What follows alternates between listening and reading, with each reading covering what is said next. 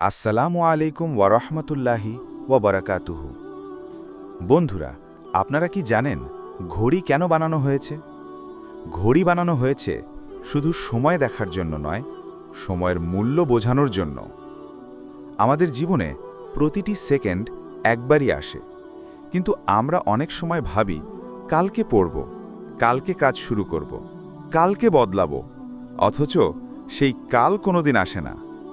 ভাবুন তো, একজন ছাত্র প্রতিদিন ভাবে আগামীকাল পড়াশোনা শুরু করবে, কিন্তু দিন যায়, সময় চলে যায়, আর পরীক্ষার হলে গিয়ে দেখে তার খাতা একেবারেই ফাঁকা।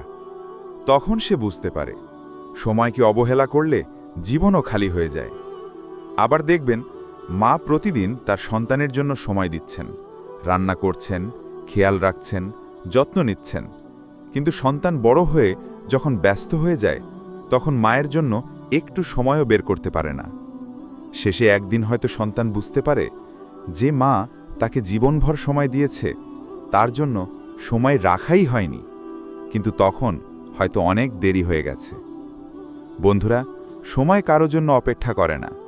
একজন বৃদ্ধ মানুষ সূর্যাস্ত দেখে বলেন, আজ হয়তো আমার জীবনের শেষ সূর্যাস্ত। তখন তার নাতি সময়ের আসল দাম বুঝতে শেখে। সত্যি, জীবনের প্রতিটি মুহূর্ত অমূল্য। সময়কে টাকা দিয়ে কেনা যায় না।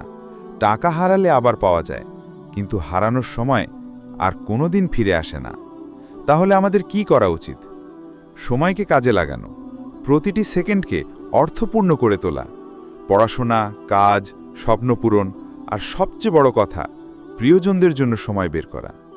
বন্ধুরা, মনে রাখবেন, সময়কে অবহেলা করবেন না, না হলে সময়ই একদিন আপনাকে অবহেলা করবে।